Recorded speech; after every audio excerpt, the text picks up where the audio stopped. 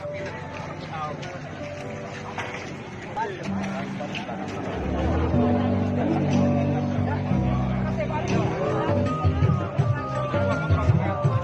di sini sangat membutuhkan sekali karena airnya juga kadang keruh, bahkan kuning, Pak, untuk pam.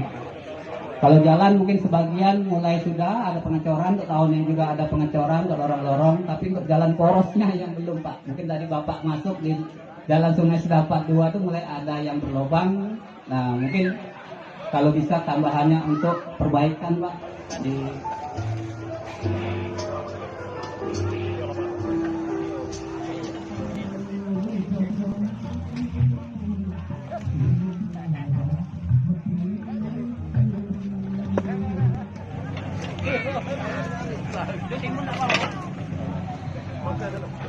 Naik dulu.